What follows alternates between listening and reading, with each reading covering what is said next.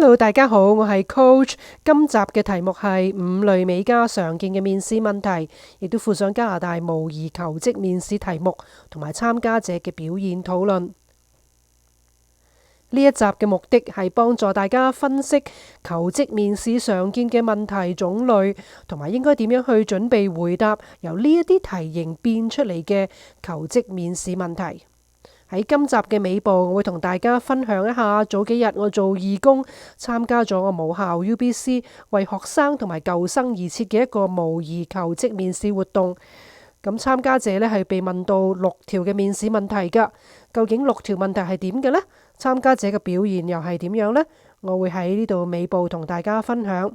喺呢度提提大家，如果呢一日嘅片段對於你哋有幫助嘅話，請你哋俾 like、建設性留言、share 俾朋友同埋訂閱 Coach 教育頻道。多謝大家。5個最常見嘅求職面試嘅題型係：1. 評估性格； 2. 展示知識； 3. 預測行為； 4. 展示能力； 5. 確定資格。第一個問題嘅類型呢，就係評估性格啦，呢個係必定會問㗎。通常佢哋會話係 Tell me about yourself， 請你講下介紹下自己。咁你千祈唔好第一句開始就話 My name is 喺現實生活中呢，好少人咁樣講㗎。佢哋會話係 I'm Jane， 即係話我個名，唔會話我個名係 Jane 㗎，我係阿 Jane。另外你當然唔好講話我隻羊叫做阿 Jane 啦，即係話 My lamb is Jane。你有冇讀錯你嘅名啊？例如 Elaine， 你唔好話 Elaine 喎。如果你係介紹自己裏邊用到我好忠誠，我好勤力，我有責任感，我好友善，或者我係一個好人嘅話呢，咁就有啲論盡啦。因為你可能有意無意之間貶低咗自己，呢一啲呢，唔係西方社會看重嘅質素嚟㗎。其實你不必要過於表達自己係冰雪聰明嘅，只需要讓僱主了解一啲有意義嘅嘢 meaningful。冇意義嘅呢，就 cut 咗佢啦。何謂有意義嘅呢？咁就係介紹咩能夠令你與眾不同，同埋你將會為公司帶嚟啲咩獨特嘅質素。Elevator pitch 電梯推銷係一個好有用嘅工具嚟㗎。Elevator pitch 係喺個好有限嘅時間裏邊，例如好似你同人一齊坐 lift 咁嘅情況之下，用最精準有效嘅方式，讓對方馬上記住你。Elevator pitch 嘅觀念係為咗能夠快速咁介紹自己嘅同時，抓住聽者嘅注意力，達成目的。咁樣嘅簡介呢，就係要話你要第一樣介紹你自己嘅專業角色 professional persona， 而係突顯你可以做到啲乜嘢嘢。第一係要找緊你自我介紹啦，總結你做啲咩工作，你想得到啲乜嘢，而最後呢，就係 call to action， 呼籲採取行動嘅。咁 elevator pitch 呢，亦都用喺見工嘅時候作為答覆你介紹自己呢條問題㗎。而家我俾一個例子你呢，就係 executive assistant 嘅。Hi, I'm Jane. Thanks so much for meeting with me today. After graduating with my bachelor's degree in business administration, I spent the last 5 years building professional experience as an executive assistant. I've successfully managed end-to-end concert coordination and generated a strong professional network. I was excited to learn about this opportunity in the theatre management space. I've always been passionate about theatrical art and cultural promotion and would love the opportunity to bring my project management and leadership abilities to this position. 咁而家揾下呢個 elevator pitch 裏邊呢4個寫作嘅重點喺邊度？有冇多餘嘅內容可以刪減呢？最理想呢係75至100字左右，大概30秒長。咁呢篇係84個字，33秒，合格啦。講返呢啲 personality question 評估性格嘅問題型啦。咁佢嘅問題可以係用呢啲形式出現㗎。How will your strengths add to the role? What are you passionate about? Tell me a time you've reversed a negative situation. Why do you want to work for this company? Why are you right for this job? What challenges are you looking for in this position?問題型2啦，係展示知識。僱主有興趣確認一下你係咪已經擁有一啲行內嘅專業特定知識。咁佢嘅問題係類似呢一啲啦。What do you think is the biggest issue our industry faces today? If you were to supervise a department, what is the first thing you would do? If you had a generous budget, how would you allocate funds? Imagine this industry in 5 years. How will it look? What tools do you use to complete tasks or delegate responsibilities? 問題類型3呢係預測行為，通過面試佢哋要理解下你嘅行為取向同埋判斷嘅指標。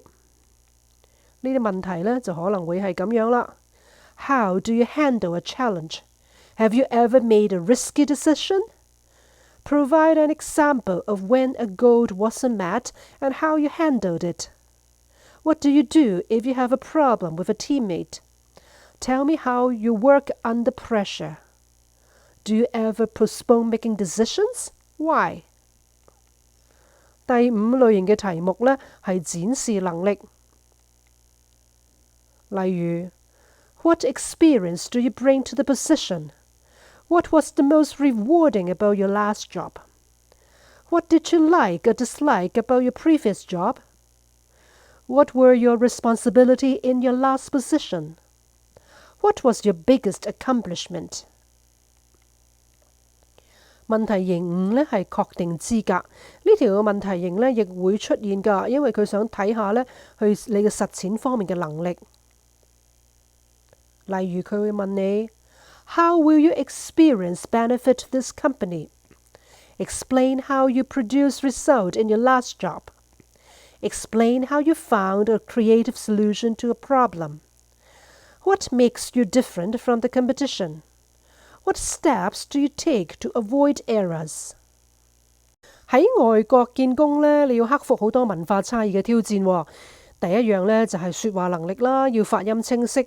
我哋唔係講緊 articulation 啊，係講緊 enunciation 嗰啲 phonemes 啊，每一個嘅聲音呢，都要用好多嘅口唇啊、口腔同埋牙齒音啊咁樣去配合嚟到發出嘅。注意抑揚頓挫，即係個 speech inflection。如果唔係講嘢呢，就好似機械人背書咁樣噶啦。多啲研究下公司嘅機要細節，咁樣幫助你喺面試嘅時候就會言之有物。注意面試嘅禮儀，你嘅穿着同埋外表唔好以為擺晒啲名牌喺身呢，人哋會對你另眼相看，呢個係令人反感嘅。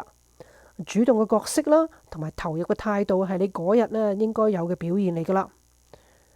咁喺克服文化差別嘅挑戰，仲有係唔好太緊張，因為我知你好想要呢份工，但係你太過想 hard sell 自己嘅時候呢，反而俾對方有啲壓迫感啊。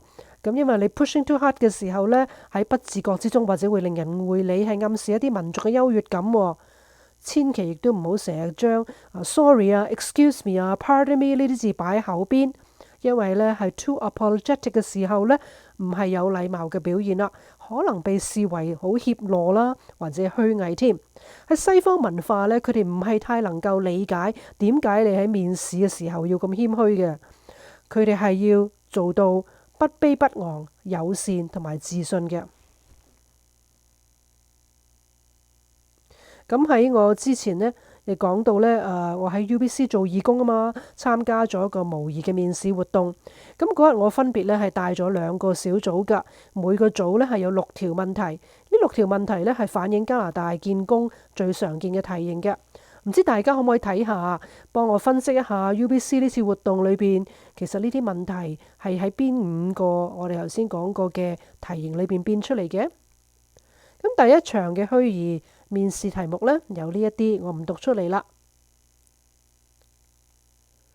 第2場嘅虛擬面試題目，呢啲問題呢係咪都似曾相識呢？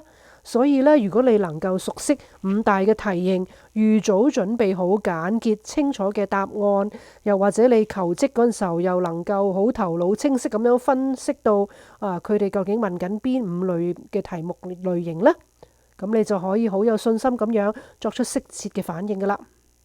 大家估唔估到我當日對 UBC 虛擬求職面試嘅參加者佢哋嘅表現點樣去回應呢？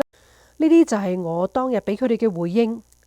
思考要點，唔好俾啲磨爛蓆滔滔不絕嘅答案，盡量使用關鍵字，即係 keywords，應用 PAR 嘅公式組織答案，即係話 problem action result 問題行動結果。每一個答案最後一句結尾嘅時候呢，你都可以用一個積極嘅解決方案或者成就嚟到總結㗎。面試最終嘅目的並非係要知道你嘅資歷，因為嗰啲係你已經喺個 resume 度已經清楚記載咗㗎啦。其實你已經符合呢一份工嘅要求，先至嚟到面試呢一關㗎啦。咁佢哋就問我咁究竟面試嘅目的係為咗乜嘢呢？面試最緊要係認識你呢個真人啊嘛，你嘅性格係點樣，係唔係適合招聘嘅呢個崗位呢？同時進行面試嘅人亦都好想藉著呢個機會睇下你係咪佢哋願意一同工作嘅伙伴。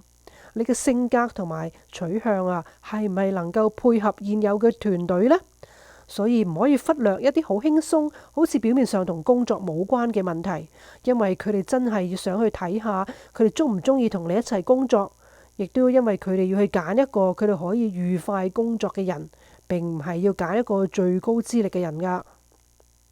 所以最重要係心理上面嘅準備，同埋喺內心或者腦裏邊進行嘅彩排，同埋模擬面試啦。咁你需要將你自己嘅答案用講話嘅形式去錄影或者錄音，亦都最好咧有朋友幫你試下面試呢個嘅經驗啦。講返之前提過嘅 elevator pitch，真係一個好好用嘅工具嚟嘅噃。我而家向大家提出個挑戰，有興趣參加嘅話，你可以將30秒嘅 elevator pitch 錄音寄去我嘅 email address 嗰度，coach 就會回覆你噶啦。今次討論到呢度啦，希望幫到你哋。請你哋留言俾 like、share 俾朋友，同埋訂閱 coach 教育頻道。多謝支持。